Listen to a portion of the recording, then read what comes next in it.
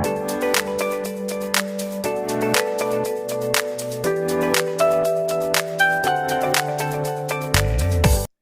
Friends, இன்றைக்கி நம்ம என்ன செய்ய போகிறோம்னா ரொம்ப டேஸ்ட்டான கடலைப்பருப்பு சட்னி தான் செய்ய போகிறோம். அது எப்படி செய்யுதுன்னு பார்க்கலாம். அதுக்கு முன்னாடி நீங்கள் இன்னும் என் சேனலை சப்ஸ்கிரைப் பண்ணலைன்னா சப்ஸ்கிரைப் பண்ணுங்கள், பக்கத்தில் அடிக்கிற பெல் ஐக்கானே கிளிக் பண்ணுங்கள். அப்போ தான் நான் இனிமேல் போடுற வீடியோஸ் எல்லாம் நீங்கள் பார்க்க முடியும். இப்போ ஒரு வடக்கல் வச்சுருக்கேன். அதில் 2 ஸ்பூன் ஆயில் சேர்த்து ஒரு சின்ன பீஸு நான் புளி சேர்த்துருக்கேன். அதையும் சேர்த்து நல்லா வணக்கிக்கலாம். இல்லை பொரிச்சுக்கலாம் புளியை நல்லா. பாருங்கள், இந்த அளவுக்கு பொரிஞ்சிருச்சு. எப்பவுமே இது பொரிச்சா கொஞ்சம் நல்லாயிருக்கும் புளி.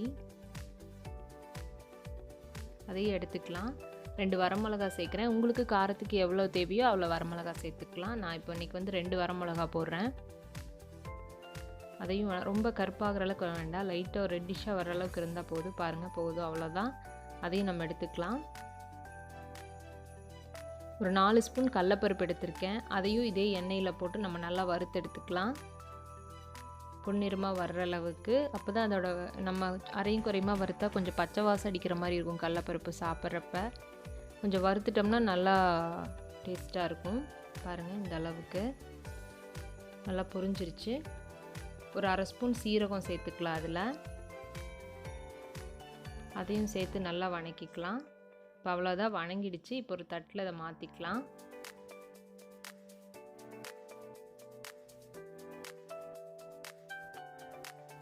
எண்ணெயை வடித்த மாதிரி எடுத்துக்கலாம்.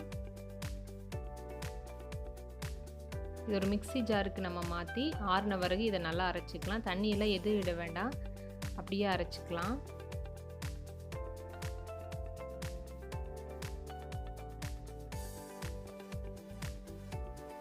பாருங்கள், இந்த அளவுக்கு போட்டாச்சு. உப்பு கொஞ்சம் போட்டுக்கலாம், தேவையான அளவு கொஞ்சம் உப்பு சேர்த்துக்கலாம்.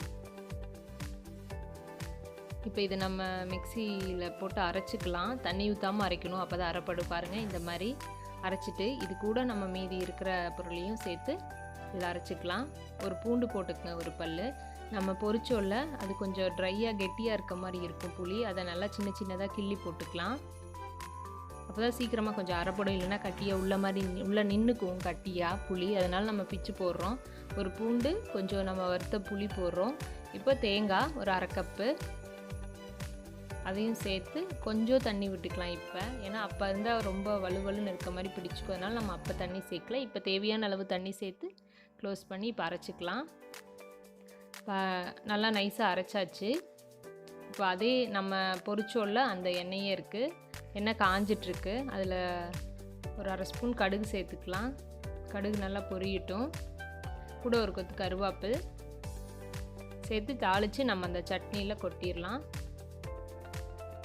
அவ்வளோதான், பொரிஞ்சிடுச்சு. இப்போ நம்ம சட்னியில் ஊற்றியாச்சு. ரெடி ஆச்சு ஃப்ரெண்ட்ஸ். ட்ரை பண்ணி பாருங்கள், ரொம்ப சூப்பராக இருக்கும். வீடியோ பிடிச்சிருந்தா லைக் பண்ணுங்கள், ஷேர் பண்ணுங்கள், கமெண்ட் பண்ணுவேன். Thank you friends.